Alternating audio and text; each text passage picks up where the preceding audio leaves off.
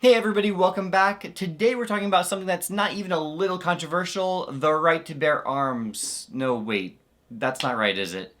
What's definitely not controversial is smashing that like button.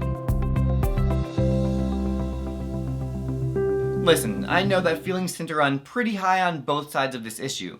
What this class focuses on is the constitutional interpretation of the right to bear arms and how the current interpretation reflects a commitment to individual liberty. As usual, let's start by reading the amendment. A well-regulated militia being necessary to the security of a free state, the right of the people to keep and bear arms shall not be infringed. Okay, so putting aside that this isn't exactly the most grammatical thing you'll ever read, there's a lot to unpack here. Much of the debate is brought on by the first part of the amendment, the prefatory clause, where it says a well-regulated militia being necessary to the security of a free state. The debate is over whether that prefatory clause is there as a rhetorical flourish, merely emphasizing why there's a right to bear arms, or is it telling us for what specific purpose there's a right to bear arms that can't be infringed? In which case, can the right to bear arms be infringed if a person's purpose for bearing arms lacks any connection to militia service? For most of the country's history, the Second Amendment was among the least controversial and least litigated amendments. I'm sure that's surprising given today's passionate battles over the issue, but it wasn't always this way. In 2008, the Supreme Court took up the case DC versus Heller, which is not a required case, but we're going to treat it like vocab that you should know. In this case, the Supreme Court gave a definitive interpretation of the Second Amendment in a closely divided 5-4 ruling. The court struck down a handgun ban and established that there is an individual right to bear arms for the purpose of self-defense.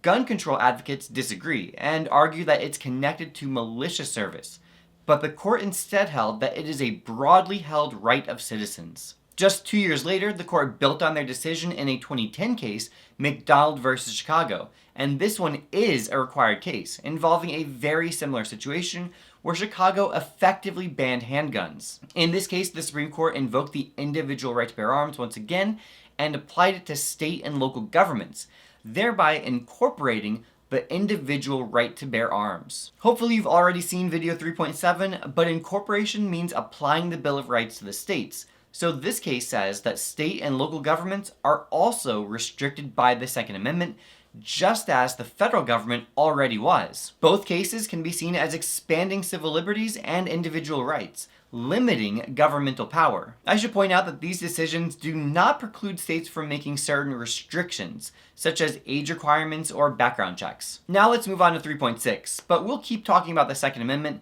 just change the context slightly. The name of this module clues us in on what the AP exam is looking for. It's called Balancing Individual Freedom with Public Order and Safety. It's a mouthful. Again, we keep coming back to the idea that both freedom and safety are good things, but that there can be a trade-off. I don't think I need to tell you that there's a lot of debate over gun policy in the US, but at its core, that debate is over freedom and safety. On the freedom side are gun rights advocates who argue that the right to bear arms is a constitutionally protected freedom, and that it is one of the foundational principles that keeps this a free country and protects us from the government becoming overly powerful. On the other side of the issue are gun control advocates who say that this is a safety issue, and both states and the federal government have police powers to make legislation with the goal to keep people safe. After all, didn't the preamble mention domestic tranquility in addition to liberty as one of the fundamental purposes of government? They point to increased mass shootings and say that policymakers have an obligation to restrict certain types of weapons, especially those most associated with such shootings. Switching gears, we're going to jump to the Eighth Amendment, which prohibits cruel and unusual punishment, as well as excessive fines and bail. Just those words, cruel and unusual, give us the idea that people's interpretation of what kind of punishments are acceptable will change over time. So let's highlight a couple of ways that the Eighth Amendment has been reinterpreted over time in the context of the death penalty. A 1972 Supreme Court case temporarily halted the death penalty in the US after the court found that the death penalty was being applied arbitrarily with a racial bias against black defendants. The court thereafter required that states update their death penalty policies to ensure that it would not be administered in a discriminatory manner. In 1976, the court reinstituted the death penalty, but it said that states may not have mandatory death sentence policies. 3 more recent updates occurred from 2003 to 2008. The court held that the death penalty cannot be given to intellectually disabled persons. That is, someone with an IQ of less than 70. Additionally, the death penalty cannot be given to a person who was under the age of 18 when they committed their crimes. And most recently, the death penalty cannot be given for any non-homicidal crimes against a person, including rape. Each of these show how something that was formerly not viewed as cruel and unusual came to be viewed as such. There's a section of Fourth Amendment stuff in this section, but we'll talk about that in 3.8 when we learn about the Fourth Amendment.